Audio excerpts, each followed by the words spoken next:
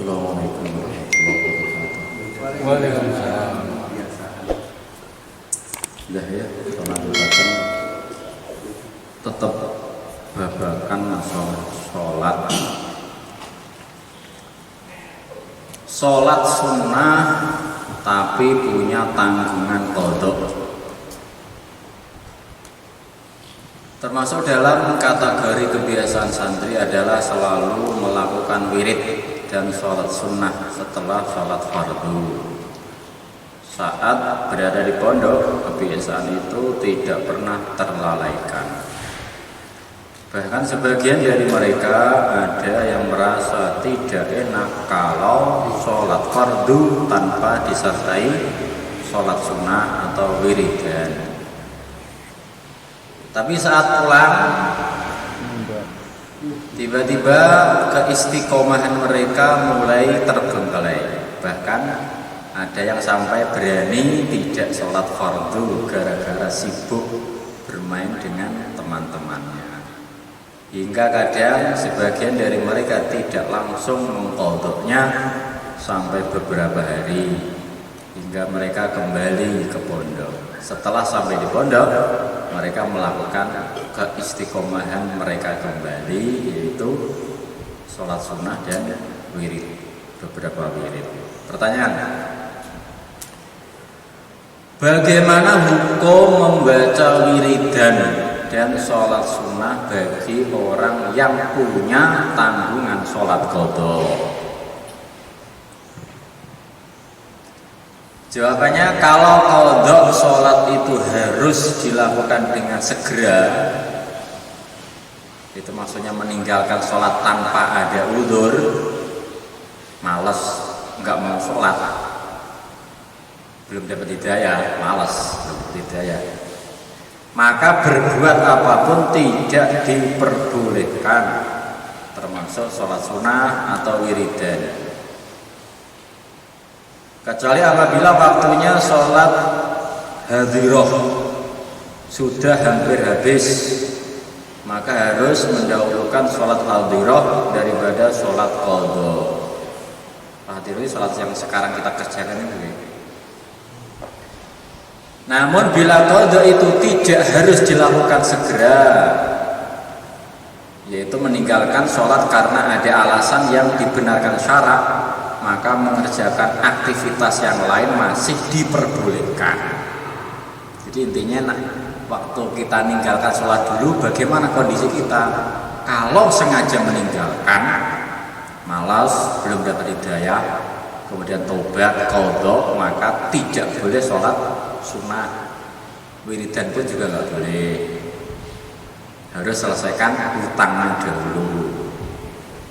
Tapi kalau meninggalkan sholat karena udzur seperti ketiduran, apa boleh?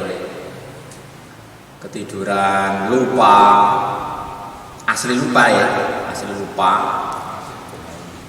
saking fokusnya sampai sholatnya lupa, maka qadhanya tadi seandainya diseling-selingi dengan sholat sunnah boleh-boleh saja, nggak apa-apa.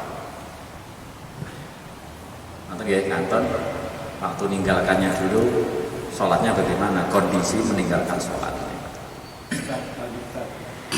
Kalau pernah kita misalkan karena lalai atau mungkin jalannya sehingga 1 bulan itu tidak sholat lah, karena jalannya, sehingga setelah kita nasihati akhirnya dia kembali lagi sholat wajib, sholat wajib. Ya, apakah karena saya 1 bulan itu belum qadha kita tidak boleh sholat sunnahnya? Ya sementara niku, ketika kita omongi dia aslinya punya utang sholat dan hatinya sudah siap, boleh kita omongi. Tapi sementara mungkin hatinya belum siap, kita omongi masalah qadha, kita pakai pendapat yang mawon, yang nanti kan kalau kita omongi kadang-kadang dia kan ceklek, patah. Kan dia sholat sunnah ya. Jadi kalau kelihatan sudah istiqomah, ya baru didekati, diomongin. Kang asline di qadhaan Kang sampean. Dilihat kondisi yang mau kita ajak omong.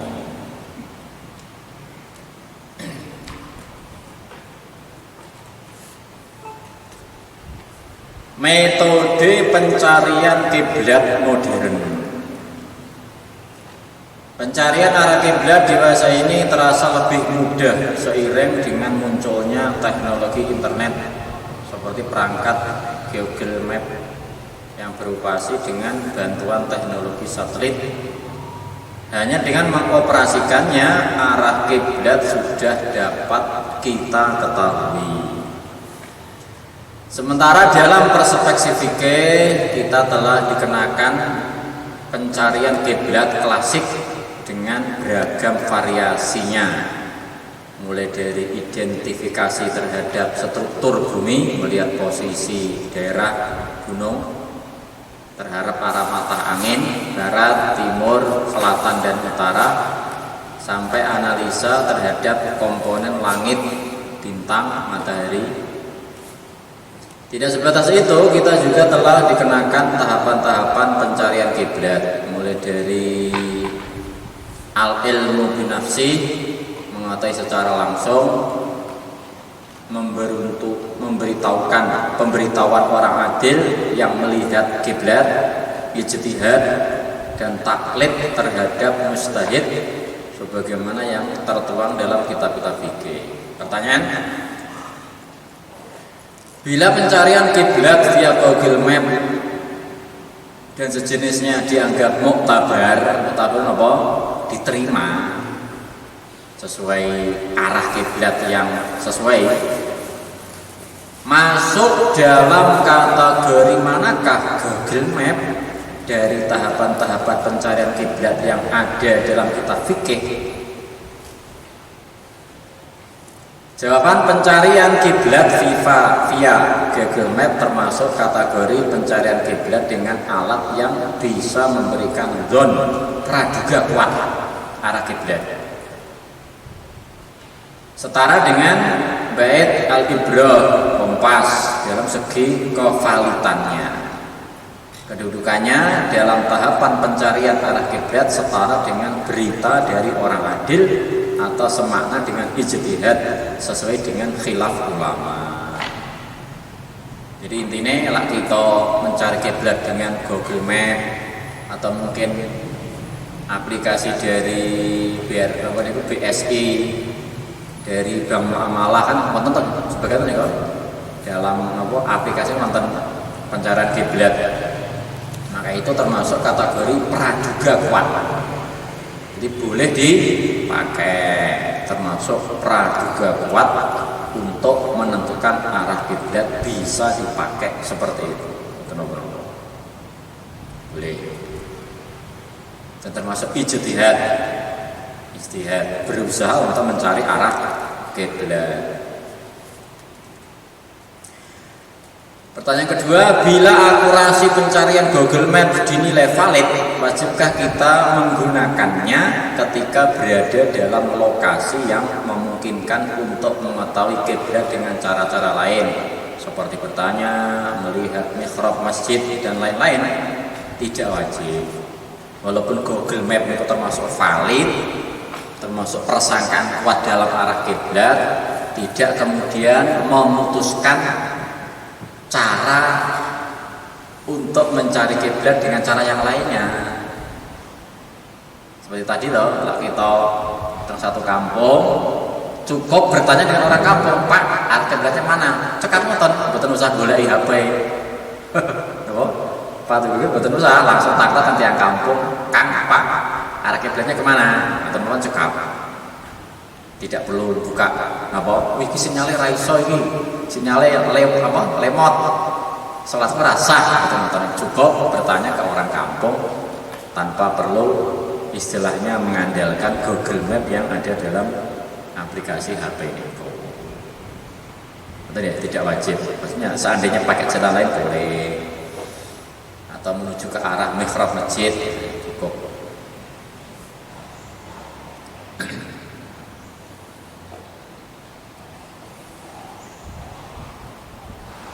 Atau pakai kompas yang langsung nonton nih kok. pas teng sajadah ngoten ta ya. Langsung sajadahnya di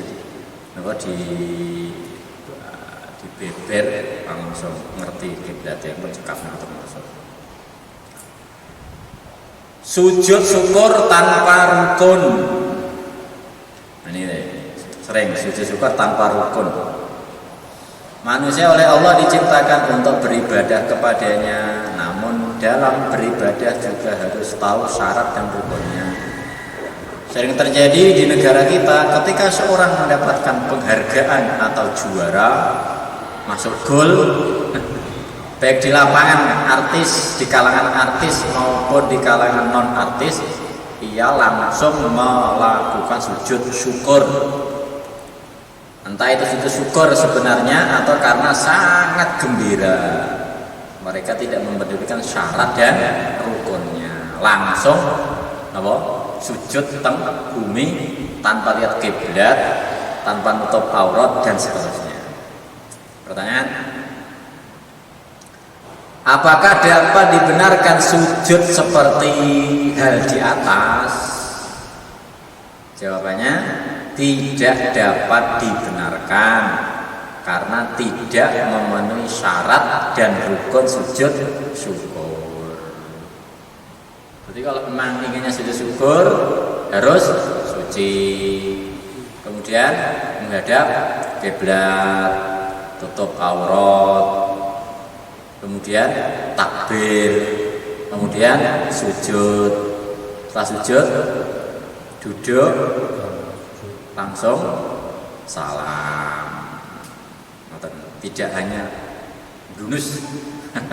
Jadi seperti pemain sepak bola di Indonesia itu nggak sah. Betul, boleh, tidak boleh, tidak dibenarkan. Mengucapkan hamdalah, syukurnya enggak. Dia alhamdulillah mawon, betul betul. Alhamdulillah, saking senangnya langsung lep. Ya Allah, alhamdulillah ya Allah, betul betul. Berarti tidak dianggap ibadah dalam hal gerakannya, ya. Ibadah namun napa jenenge syukur di dalam hati. Kalau ibadah bermakna sujud syukur tidak termasuk kategori sujud syukur, tapi ketika dia syukur kepada nikmat Allah dianggap berpahala karena menyukuri nikmat Allah. Ya, diperbolehkan karena ya, tadi itu aturannya harus seperti itu.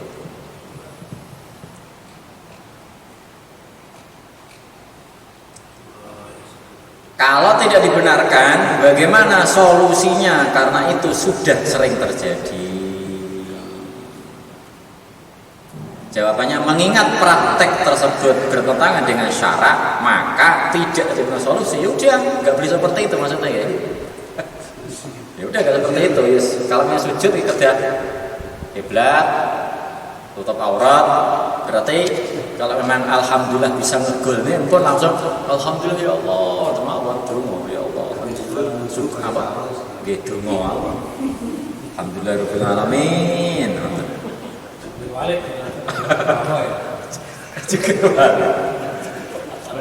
Syukur walik mawon dia kan betul sujud gitu kan. Langsung syukur walik. Alhamdulillah ya Allah. Syukur.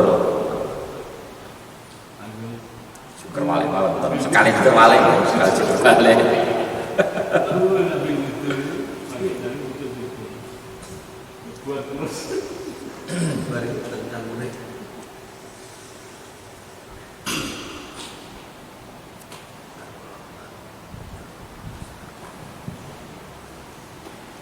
Kontroversi arah kiblat. Di suatu daerah terdapat sebuah masjid besar yang sudah puluhan tahun berdiri dan menjadi sentral peribadahan masyarakat setempat. Namun suatu ketika Ki Ahmad, salah seorang imam dan tokoh keagamaan setempat, berkata bahwa mihrab masjid tidak lurus menghadap kiblat. Tak pelak, kejadian ini menjadi kontroversi. Masyarakat setempat berpecah menjadi dua kubu versi lama dan kubu versi baru pengikut Kiai Ahmad. Pertanyaan, Bagaimana fikih menanggapi kejadian itu dan siapa yang harus dibenarkan? Jawaban: jika ijtihad Ki Ahmad berbeda arah dengan mihrab yang sejak dulu telah ada, maka ijtihad Ki Ahmad tidak dapat dibenarkan. Ini ketika arahnya bertentangan ya, dalam arti setunggaling ngetan setunggaling mulon.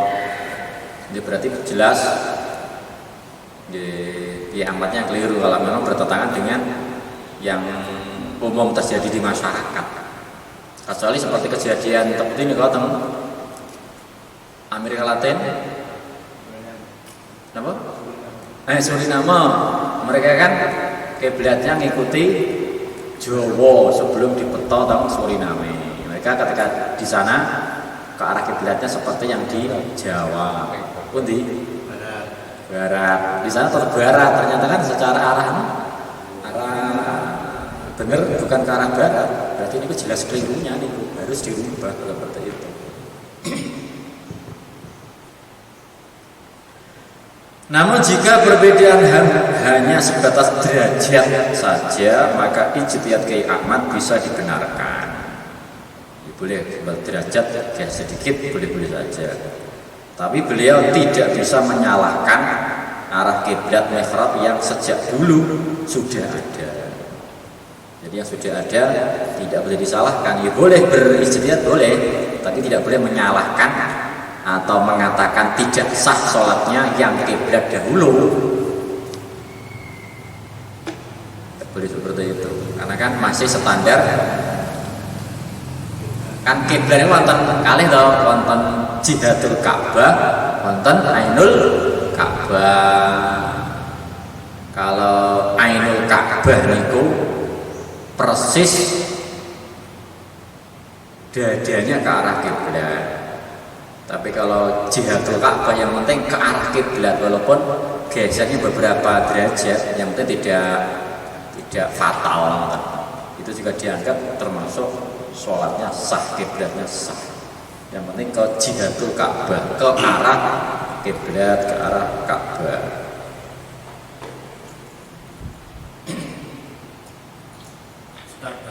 Kalau yang di dalam masjid itu kira-kira jamaahnya ada 15, sementara yang 5 itu serong agak ke kanan itu gimana? Enggak apa-apa. Betul nomor yang Jawa biasanya serong agak miring. Atau memang kira-kira diikuti yang seperti itu ya? Kalau saya sendiri hanya mengangan-angan saja, kira-kira saya ikut yang 5 itu atau ikut? Ya, sing di garis sope sing serong napa sing lurus?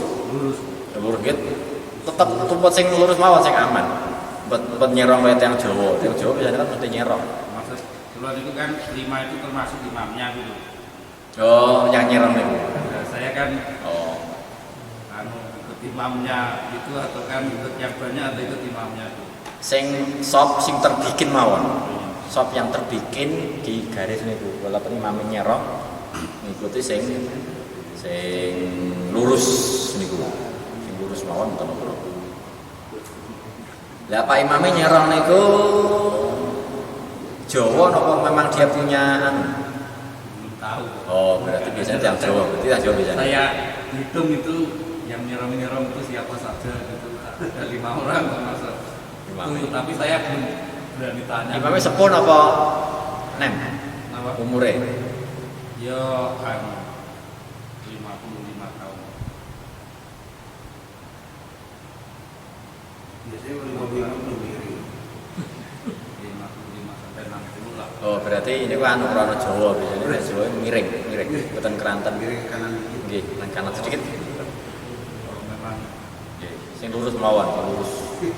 Itu yang paling aman, sing pakai lurus sesuai sop yang dibikin oleh masjid. Walaupun Pak Imamnya nggak sah mawon, walaupun dia agak ke kanan sedikit sah-sah ya, betul.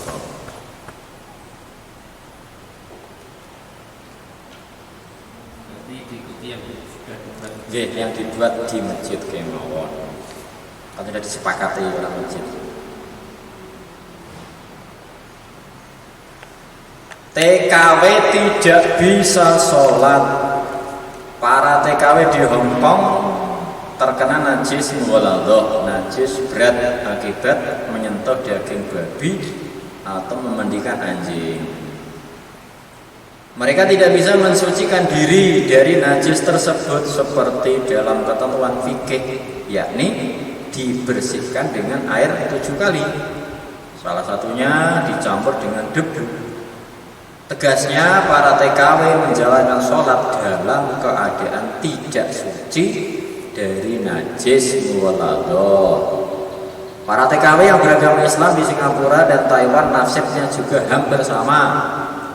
Hal ini disebabkan beberapa faktor, antara lain para TKW tinggal di apartemen atau rumah majikan yang letaknya di lantai 10-25. Di samping itu, di sekitar lantai bawah apartemen sekalipun debu sulit ditemukan karena pada umumnya halaman atau gang yang memisahkan apartemen satu dengan yang lainnya ditutupi lantai paving bahkan aspal. Pertanyaan, sahkah sholatnya mereka di Hong Kong tersebut yang dalam posisi masih terdapat najis babi atau anjing yang belum dicuci 7 kali? Jawabannya, sholatnya sah karena lihurmatil waqt, menghormati waktu, tetapi wajib qadha. Sholatnya sah tapi dihukumi menghormati waktu ya, dan wajib qadha.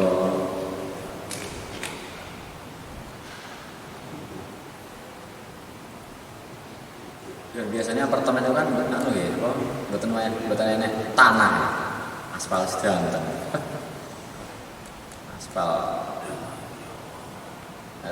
Kalau tidak ingin mengkodok berarti dari berangkat membawa tanah. Jalan bawa tanah. Waktu itu berarti saat dia di sana sampai 5 tahun atau 6 tahun, nanti setelah pulang dari sana selama 5 tahun 6 tahun Nggih. itu habis sholat 6 tahun langsung kodok. kodok dulur gitu. Nggih. Sholat asar kodok asar. Nggih. Pak datang ke tempatnya langsung kodok berarti. Kodok ngulangi sholat itu.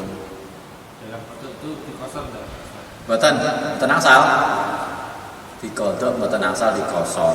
Ya, misalkan 4 ya 4. Tetap nggih, zuhur 4, asar 4, tidak boleh zuhur 2, asar 2, mboten angsal.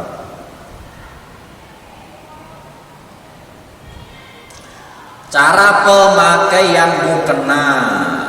Masyarakat muslimah dalam pemakaian mukena ketika sholat, baik yang sepotong maupun yang 2 potong, pada umumnya masih ada yang nampak belum tertutup, yaitu pada bagian bawah dagu. Begini nampak. Pergelangan tangan saat diangkat kelihatan. Betis bagi wanita yang memakai rok atau kaos kaki ketika sujud. Pertanyaan, sudah cukuplah menutup aurat bagi muslimah sebagaimana digambarkan pada deskripsi masalah di atas? Jawaban, menurut pendapat yang kuat dalam mazhab Syafi'i, sholat muslimah dengan menutup aurat sebagaimana dimaksud hukumnya tidak sah. Ini ya, ini berarti tutup lagi. Dia harus dijadikan seperti ini. Ini tidak kelihatan yang bagian ini. Rumah seperti ini berarti badan sah. Begitu juga ya. Ini ya. Ketika seorang perempuan ngeten kelihatan berarti ini badan sah. Harus dikasih kantolan dan tertutup dan rapat. Maaf mengulangi Mas. Umpamanya kita itu punya hutang 1 tahun itu 365 hari. Sholat qadha itu kan dilaksanakan kapan saja boleh. Umpamanya 365 hari. Umpama hari ini kita laksanakan qadha dulu, terus mungkin dapat 30 kali.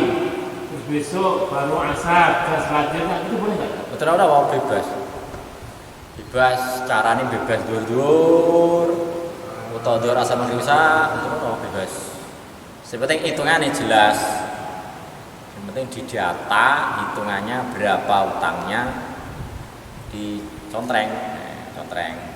Berarti misalkan waktunya zuhur nanti di pojok waktu habis maghrib tidak apa-apa. Betul apa boleh. Bebas.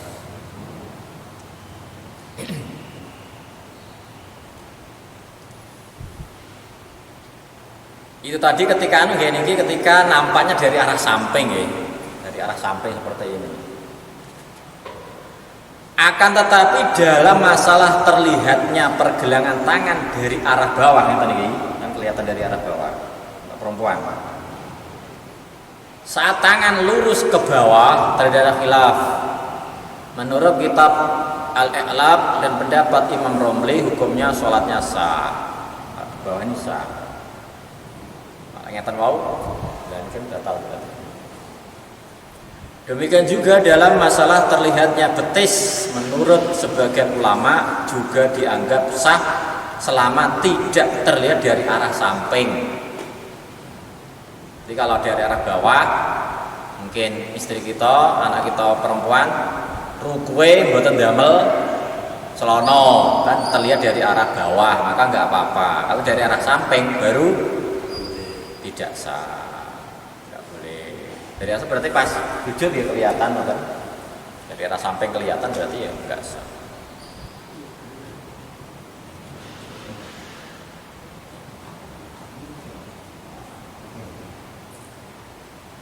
Ustaz, kalau perempuan pakai jilbab, sholat kalau sholatnya biasanya takbir itu kan biasanya kalau yang belum paham kan angkatnya kalau rukuh yang potong ini kan gini, itu kan kalau dari depan kan nampak, tapi pakai jilbab pakai baju itu tidak apa-apa. Betul, seperti ini mau tutup ngeten, yang atas bawahnya kelihatan. Ini agak dicetok nonton. Tangan beriki tadi cetet, ngeten, tutupnya ngeten. Ini kan pakai jilbab, kalau pakai jilbab kan pakai rukuh. Ya kalau pakai rukuh kalau katanya masjid kan kalau perempuan kalau Allah banyak keliru tidak ini itu nanti tidak sah. Tapi kalau misalkan tidak nampak apanya kulitnya itu berarti tetap sah. Kulit putih. Iya, tidak nampak kulitnya semua kan tidak nampak ada jilbab.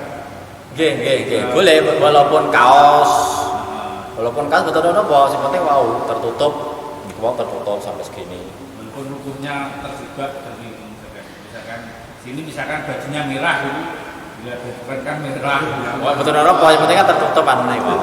Betul kelihatan gini wow kok.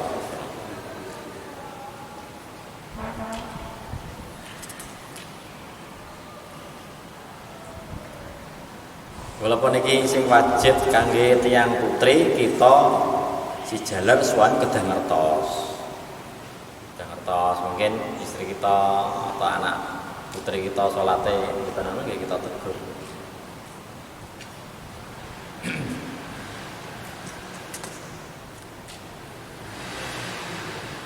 Pasien sholat memakai kateter. Kateter ini apa? Kateter kata. Nggih, sempat kencing nggih. Kencing satu nggih. Di sebuah rumah sakit terdapat pasien yang bernama Zaid. Karena mengidap suatu penyakit tertentu, akhirnya Zaid terpaksa hanya berbaring lemah di atas ranjang.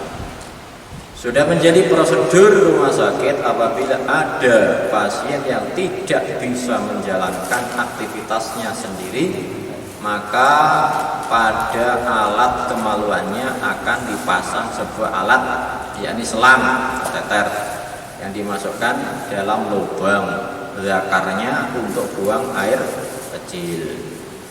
Hal itu dilakukan baik hanya untuk mempermudah perawatan ataupun untuk tujuan pengobatan.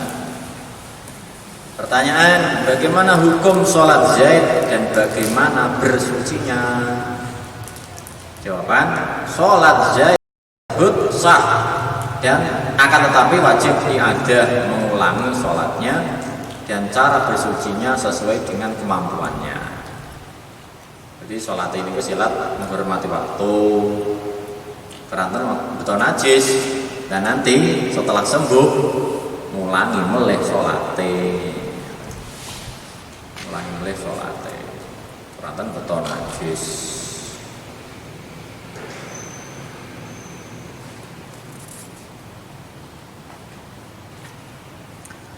Sholat untuk kematian demokrasi. Demonstrasi merupakan media menyuarakan aspirasi menuntut hak atau proses atas kewarganegaraan kesewenang-wenangan pihak berkuasa. Uniknya, ada yang melakukan demonstrasi dengan menggunakan sholat gaib untuk kematian demokrasi. Jadi apa? Digambar mayat-mayitan nonton, gambar mayat-mayat terus sholat goib-goiban nonton. Mereka melakukan sholat persis seperti ritual sholat jenazah yang dilakukan di depan keranda bertuliskan demokrasi dan keadilan telah mati. Jadi keranda digawe-gawe piyambak, kemudian membuat ritual seperti sholat jenazah, 4 takbir ya sholat jenazah. Pertanyaan, apakah tindakan di atas diperbolehkan? Jawabannya tidak diperbolehkan. Mayat-mayitan disolati. Demokrasi ini mati itu disolati, bukan salah, tidak diperbolehkan. Haram berarti. Termasuk berbuat satu hal yang ya, tidak sesuai.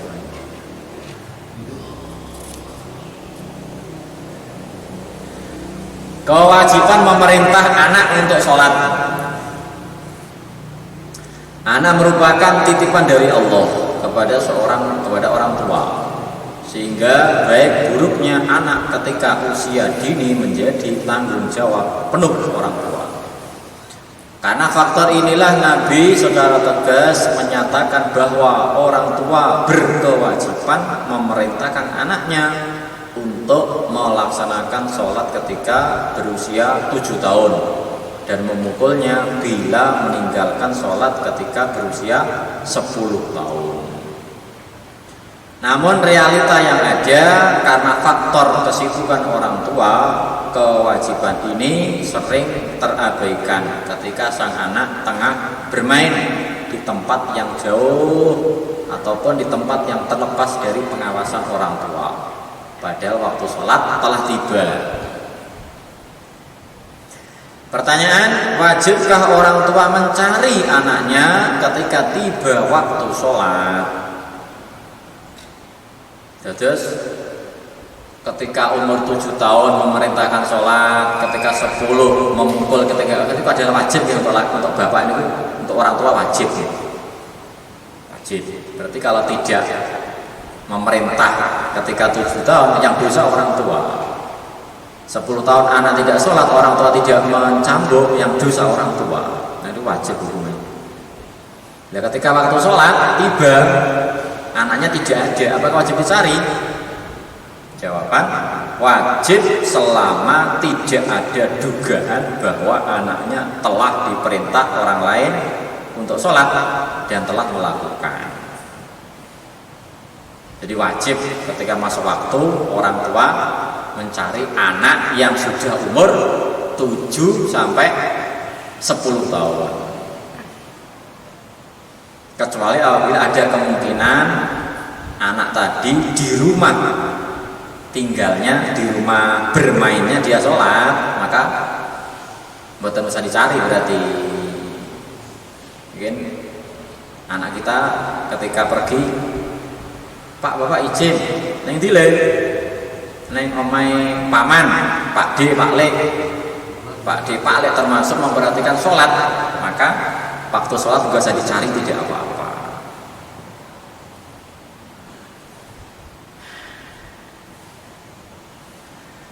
Jika wajib mencari, sampai batas mana orang tua berkewajiban mencari?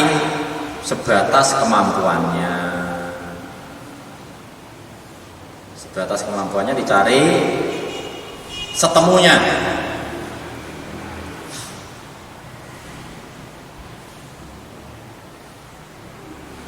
Kewajiban kewajiban seorang ayah mendidik anaknya ini, apakah dalam konteks ayahnya itu masih bersama dia, atau ayah dan anaknya sudah terpisah, atau bagaimana Ustaz? Gugurkan kewajiban seorang ayah ketika ayah dan ibunya berpisah, katakanlah bercerai. Anak-anak mengikuti ibunya, bagaimana kewajiban ayahnya yang tidak bersama mereka? Ketika bapak ibunya lengkap, berarti yang wajib bapak. Ketika bapak ibunya cerai dan anak berada di tangan ibu, berarti si wajib ngurusi ibu. Nah, sementara kan yang ngurusi ibu, berarti yang wajib ngurusi sholatnya adalah ibu. Kalau si bapak kan hanya ngirim nafkahnya saja. Untuk perawatannya kan ibu, berarti ibu yang wajib mencari, memperhatikan. Ketika di rumah kakek atau nenek, yang wajib kakek sama nenek. Kakek sama nenek. Ya kalau paman, ya perlu dengar kalau paman.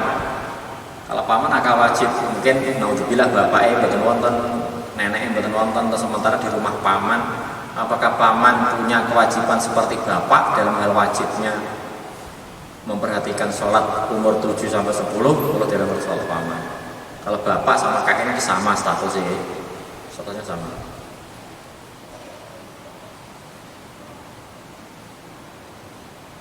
Ya mungkin nembe setelah umur 15 tahun, ketika anak tidak sholat, dosanya ditanggung sendiri si anak. Tapi 15 tahun kan berarti udah balik ya.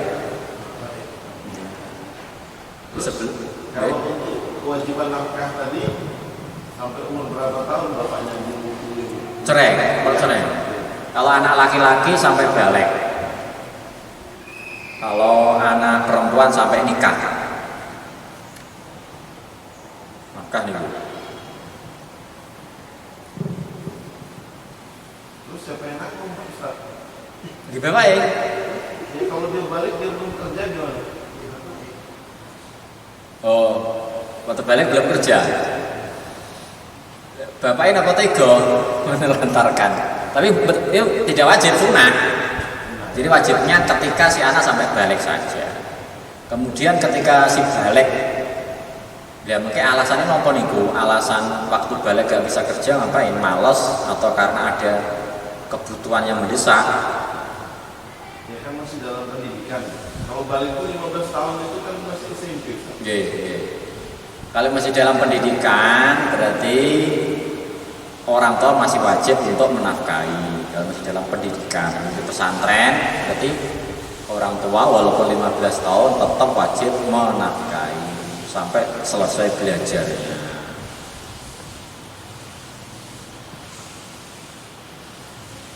Tapi ketika anak aslinya bisa kerja kemudian malas dan orang tua nggak kasih nafkah, nggak berdosa secara fikih, tapi kemudian apakah mesak, apa ini kebetulan mesak, no? Tidak kasihan melihat anak seperti itu.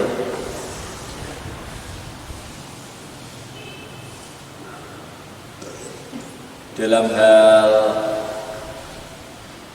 nafkah, apa ini sedekah kan? Sedekah sunnah maksudnya ya? Sedekah sunnah itu yang paling baik diberikan kepada keluarga dekat ketika dia miskin. Berarti nanti tadi setelah 15 tahun kan wajibnya 15 tahun toh? Tadi 15 tahun. Kemudian setelah 15 tahun ternyata anak itu belum bisa kerja, malas kerja lah maksudnya perbuatan pendidikan di rumah, malas-malasan. Maka kalau kita punya kelebihan sesuatu, itu yang paling bagus disedekahkan ke yang paling dekat. Yang paling dekat dengan kita kan anak. Jadi itu yang paling bagus. Dan itu bukan wajib, sunnah. Sunnah terbaik.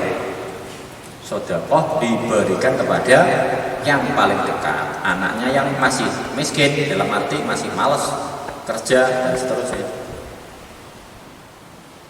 Walaupun aslinya tidak wajib, itu hanya sebatas sedekah utamanya sih orang tua kepada anak yang malas kerja.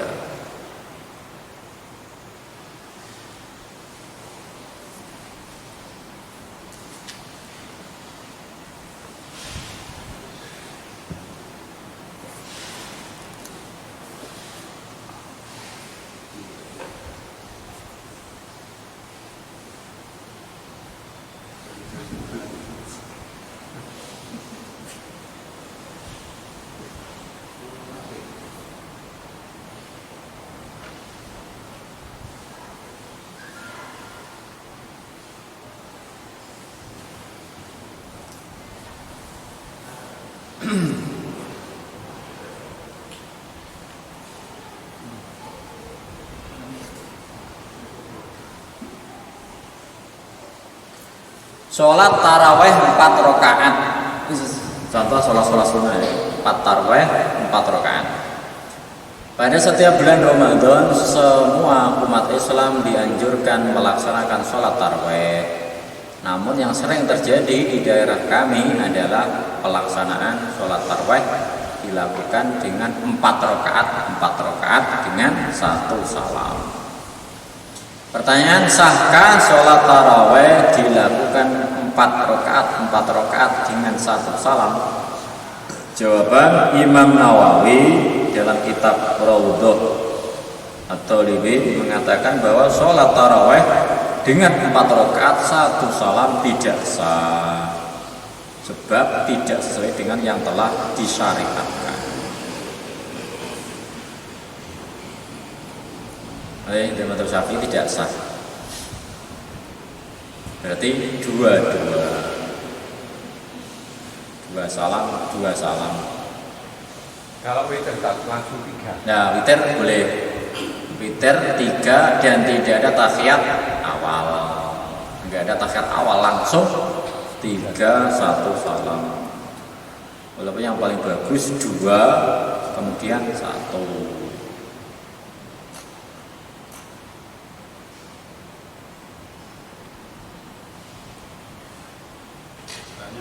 Okay.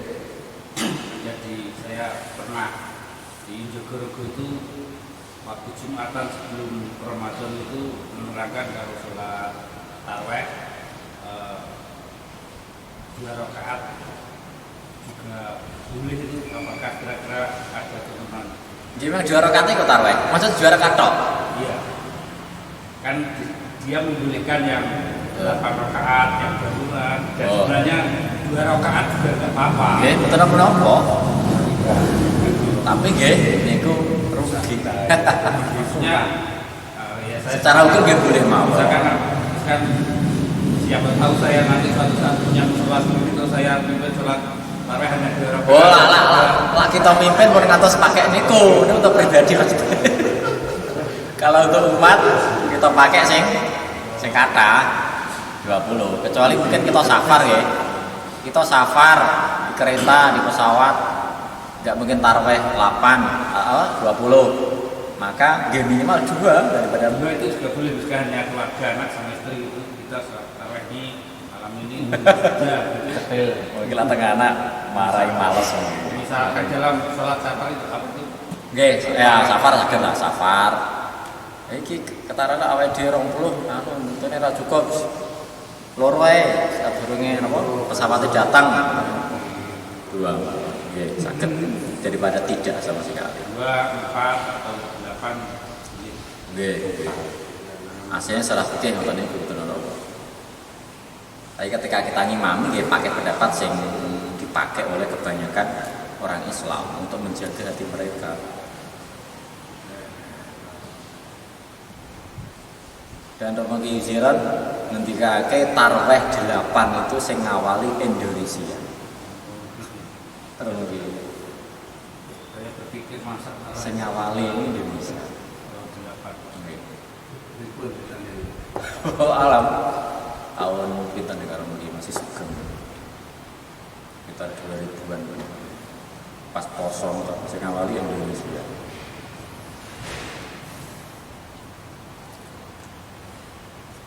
Tapi seandainya nggak boleh, tapi kan sing ngawali boleh, betul ngantos bid'ah nih, betul ngantos bid'ah boleh 8 boleh. Bahkan sholat pun juga nggak apa-apa boleh, tidak sampai bid'ah rakai. Tapi 8 tapi tetap 2 salam. Iya, 8 2 salam. Tapi yang paling utama sempurna nih 20.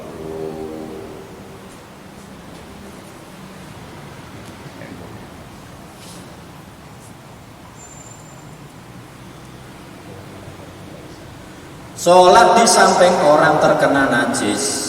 Di pedesaan sering kita jumpai seorang membawa anaknya ke masjid atau musola ketika akan melakukan sholat. Dan tak jarang anak tersebut naik ke punggung orang tuanya yang sedang melaksanakan sholat, atau kadang hanya diam di sampingnya. Saya ngerti nih, atau anak alit-alit enggak. Pertanyaan, sahkah sholat orang yang dilakukan di samping anak kecil yang terkena najis? Jawaban, apabila hanya sebatas berdampingan, tidak sampai memegangnya, maka sholatnya dihukum sah. Apabila sampai memegang atau menggendongnya, maka tidak sah, karena dia membawa najis.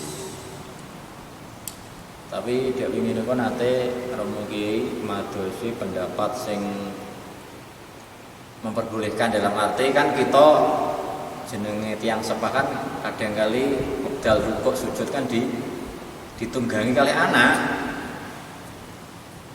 Maka kemarin itu Romo Kiai di dalam masalah ini kok pindah madhab Hanafi. Memang dalam Syafi'i seperti ini mau tidak sah. Tapi pendapat Hanafi ada yang memperbolehkan. Betul batal maksudnya syaratnya si anak tadi najisnya tidak tembus teng pempes. Iku. Jadi pindah madhab Hanafi, kemudian syaratnya boleh kita ditongkrongi kali anak waktu sujud rukuk, syaratnya pempesnya mboten tembus kali kencingnya si anak. Niku tambahannya niku pindah madhab Hanafi. Jadi itu kalau kita praktekkan seperti yang awal kan sulit kan niku, jadi anak alit. Saya melihat waktu tarawih itu ada sudah saya itu anaknya menangis, digendong gini bakal kayak Ngene-ngene maksudnya sing ngene-ngene anake napa kita ngeten-ngeten sing bapak itu. Oh dis. Oh terus harus ngoten. Ya, Bisa neng-neng lah. Kalau dineng-neng. dalam pikiran saya itu batal itu, tapi kan kira. Kantos keluar sono kok pes. Iya. Mawon ya. Oh, ngantos. Batal lho tadi. Ya karena ketidaktahuan itu. Tapi anaknya itu digendong tuh. Digendong. Terus ya, dan nanti kalau waktu itu dia diletakkan banyak itu. Tapi kalau nggak nangis, ya didiamkan aja gitu. Nanti kalau wah itu digini lagi. Kan itu memberikan isyarat nggih, isyarat. Sen itu isyarat menang. Batal masih batal karena keluar suara. Suara selain bacaan sholat kan batal. Nggih. Bersuara waktu sholat batal. Mulai gerakannya dalam mendet niku. Atau ngatos-ngatos. Dalam sholat. Itu aja Pak. Iya. Karena di luar bacaan sholat. Tidak. Kalau suara yang disengaja.